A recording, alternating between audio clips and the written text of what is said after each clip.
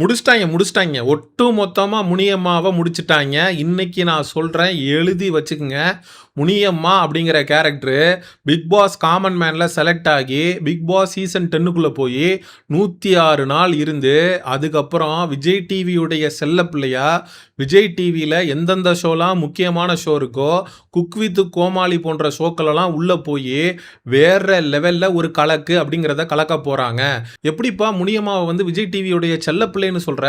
அவங்க ஒரு common man ஆச்சே, ஒரு கிராமத்துல இருந்து வரக்கூடிய ஒரு பெண்மணி ஆச்சே, வடையெல்லாம் போட்டு கஷ்டப்பட்டு உழைச்சு அவங்களுடைய உழைப்பால விஜய் டிவிக்குள்ள போயிருக்காங்கப்பா. நீ என்னப்பா இப்படி பேசுற அப்படின்னு நீங்க எல்லாருமே என்கிட்ட கேட்கலாம். நீங்க காமன் மேன் கண்டஸ்டன்ட்னு எடுத்துக்கிட்டீங்கன்னா மொத்தம் 50 பேர் இருக்காங்க.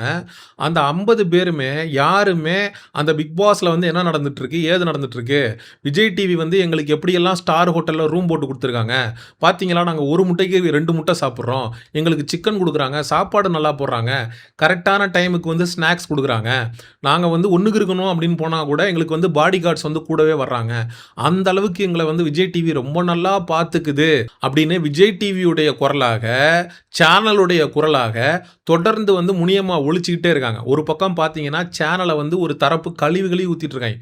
பிரியவர்ஷினிலாம் காரி துப்பிக்கிட்டு இருக்கு. இது ஒரு ஸ்கேம்னு சொல்லிட்டு இந்த பிக் பாஸ் காமன் மேன்ல இருந்து ரிஜெக்ட் ஆன கண்டஸ்டன்ஸ் எல்லாம் ஒரு பக்கம் கழுவி இந்த ஷோவை ஊற்றிக்கிட்டு இருக்க, இன்னொரு பக்கம் முனியம்மா இந்த ஷோவை பற்றி ரொம்ப பாசிட்டிவாக விஜய் டிவியை பற்றி புகழ்ந்து பேசி அதை வந்து நியூட்ரலைஸ் பண்ணுறதுக்கான முயற்சி அப்படிங்கிறத பண்ணிட்டு இருக்காங்க. இந்த இடத்துல தான் நமக்கு ஒரு சந்தேகம் அப்படிங்கிறது எழுது. முனியம்மா அப்படிங்கிறவங்க இயல்பாக செலக்ட் ஆனாங்களா, இல்லை நாங்கள் உங்களுக்கு இதை பண்ணுறோம், உங்களுக்கு நாங்கள் வாய்ப்பு கொடுக்குறோம் பிக் பாஸில், நீங்கள் வந்து நாங்கள் சொல்கிற மாதிரி கேளுங்க அப்படின்னு சேனல் தரப்புலேருந்து முனியம்மா கிட்ட பேசி முனியம்மாவை இந்த மாதிரியெல்லாம் வீடியோ போட வைக்கிறாங்களா அப்படிங்கிற கேள்வியும் இந்த இடத்துல நம்மளால் எழுப்பாமல் இருக்க முடியல.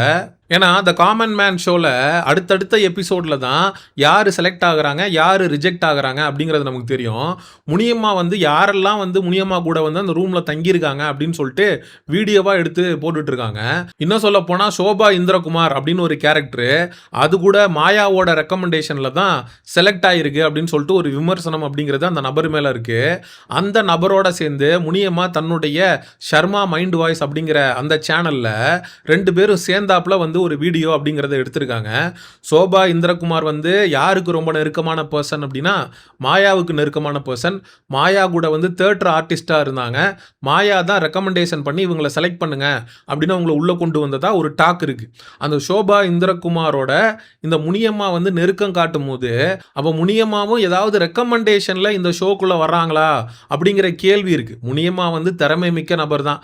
அவங்களுக்கு பிக் பாஸ் காமன் மேன் அப்படிங்கிற பிளாட்ஃபார்மே தேவையில்லை. நேரடியாக பிக் பாஸ் சீசன் 10 தமிழில் கலந்துக்கிறதுக்கான அனைத்து தகுதியும் முனியம்மாவுக்கு இருக்கு. அவங்க ஏற்கனவே ஒரு பிரபலமான நபர் தான். சர்மா மைண்ட் வாய்ஸ்னு ஒரு யூடியூப் சேனல் வச்சிருக்காங்க. அதில் 2.5 லட்சம் சப்ஸ்கிரைபர் வச்சிருக்காங்க. நீங்கள் பிக் பாஸ் தமிழ்லேயே டைரெக்டாக முனியம்மாவை எடுத்துருக்கலாம்.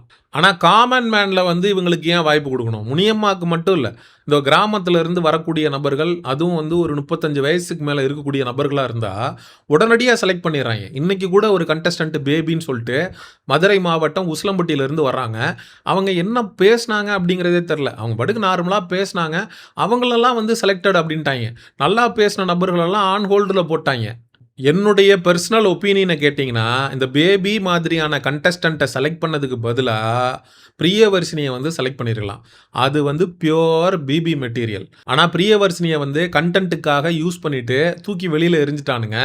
பிரியவர்ஷினி வந்து இவங்களை காரி துப்பி அது சமூக ஊடகங்களில் அது வந்து ஒரு பக்கம் பேட்டி கொடுத்துட்ருக்கு. எந்த அளவுக்கு இந்த காமன் மேன் ஷோக்கு எகெயின்ஸ்டாக நெகட்டிவிட்டியை பரப்ப முடியுமோ அதை ஒரு பக்கம் பிரியவர்ஷினி பரப்பிக்கிட்டு இருக்குன்னா, இன்னொரு பக்கம் முனியம்மா விஜய் டிவி எங்களுக்கு அப்படி பண்ணாங்க, இப்படி பண்ணாங்க, எங்களை பஸ்ஸில் கூட்டிகிட்டு போகிறாங்க, பஸ்ஸில் கொண்டு வந்து விட்டுறாங்க, எங்களுக்கு ஏசி ரூம் போட்டு கொடுத்துருக்காங்க, ஒரு முட்டைக்கு 2 முட்டை கொடுக்குறாங்க, சிக்கன் குழம்பு ஊற்றுறாங்க, அப்படி இப்படின்னு சொல்லி சேனல் தரப்பை வந்து மிகப்பெரிய அளவில் புகழ்ந்து பேசிகிட்டு இருக்கு முனியம்மா.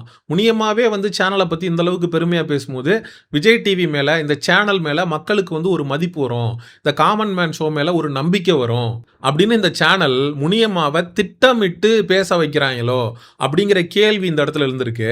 நியாயமாக பார்த்தா அந்த 50 கண்டஸ்டண்ட்டில் யாருமே வீடியோ எடுத்து நான் வந்து இந்த ரூமில் இருக்கேன், என் கூட இந்த இவங்கெல்லாம் இருக்காங்க அப்படின்லாம் காட்ட மாட்டாங்க. அப்படி காட்டினா அது வந்து புரோட்டோக்காலை மீறுற மாதிரி, அது வந்து ஒரு விதிமீறல். அதை வச்சு கூட டிஸ்குவாலிஃபை பண்ணி அந்த பிக் பாஸ் காமன் மேன் ஷோவை விட்டு வெளியில் அனுப்பலாம்.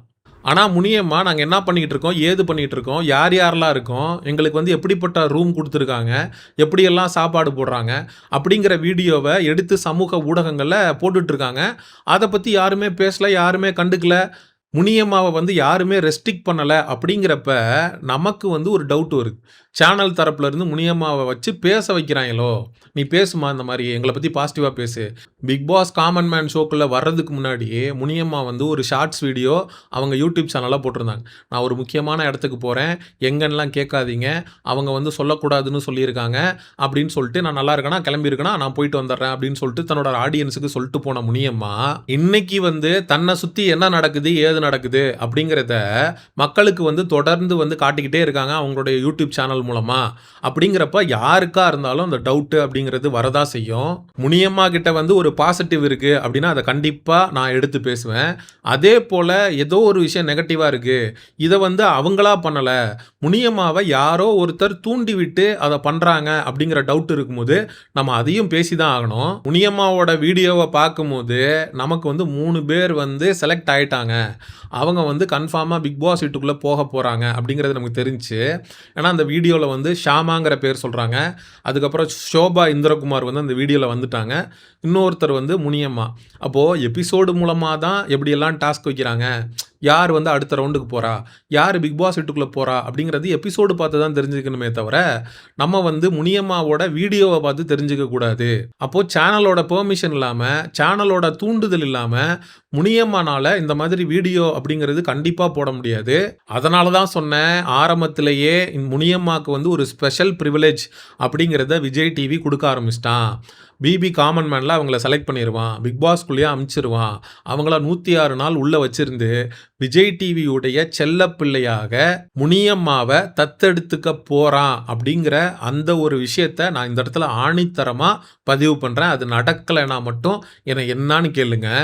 அப்போது தனக்கு வேண்டப்பட்டவர்களை இந்த சேனலை வந்து யார் தூக்கி பிடிப்பாங்களோ, இந்த சேனலுக்கு யார் விசுவாசமாக இருப்பாங்களோ, இந்த சேனலை பற்றி யார் பெருமையாக பேசுவாங்களோ, அது போன்ற நபர்களுக்கு முக்கியத்துவம் கொடுக்கறது. இன்னொரு பக்கம் மாயாவோட க்ளோஸ் ஃப்ரெண்டு அப்படிங்கிறதுக்காக இந்த ஷோபா இந்திரகுமார் அப்படிங்கிற நபர்லாம் செலக்ட் பண்ணது, இதெல்லாம் உண்மையிலேயே ரொம்ப கேவலமான விஷயம். முனியம்மாவை எனக்கே பிடிக்கும் தான், ஆனால் முனியம்மா அவங்களா இருந்தால் எனக்கு பிடிக்கும். முனியம்மாவுக்கு பின்னாடி இருந்து முனியம்மா பப்பட்டா ஒரு பொம்மலாட்டம் மாதிரி அவங்கள வந்து சேனல் இயக்கிக்கிட்டு இருக்கு. சேனல் என்ன நினைக்குதோ அதை முனியம்மாவை வச்சு பேச வச்சுட்டு இருக்கு அப்படின்னா அந்த ஒரு வெர்ஷன் ஆஃப் முனியம்மா அப்படிங்கிறத மக்கள் விரும்பலை. இந்த சேனலுக்கு ஆமாசாமி போடுற சொம்படிக்கிற முனியம்மா எங்களுக்கு வேண்டாம். உண்மையிலேயே அந்த கிராமத்து பெண், அந்த வெள்ளந்தியான அந்த வெள்ளை மனசுள்ள முனியம்மாவை தான் மக்கள் வந்து விரும்புகிறாங்க, மக்களும் எதிர்பார்க்குறாங்க. அதனால் சேனலுடைய இன்ஃப்ளூயன்ஸுக்கு மயங்கி முனியம்மா அவங்க சொல்கிறத கேட்டு அடுத்தடுத்து பிக் பாஸ் வீட்டுக்குள்ளே நடந்துக்க கூடாது, சுயமாக முடிவெடுக்கணும்.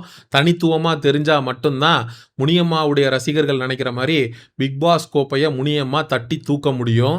இல்லைன்னா சேனல் வந்து யூஸ் பண்ணுற வரைக்கும் யூஸ் பண்ணிவிட்டு குப்பையை தூக்கி எறிகிற மாதிரி தூக்கி போட்டுட்டு போயிடுவானுங்க. இதே மாதிரி இந்த சேனல் பல பேரை யூஸ் பண்ணிட்டு தூக்கி போட்டிருக்கானுங்க. அதற்கு முனியம்மாவும் விதிவிலக்கில்லை அப்படின்னு சொல்லி இந்த வீடியோவை என் பண்ணிக்கிறேன். மக்களாகிய நீங்கள் இந்த வீடியோவை பற்றி என்ன நினைக்கிறீங்க அப்படிங்கிற உங்களுடைய கருத்துக்களை மறக்காமல் கமெண்ட் செக்ஷனில் சொல்லுங்கள்.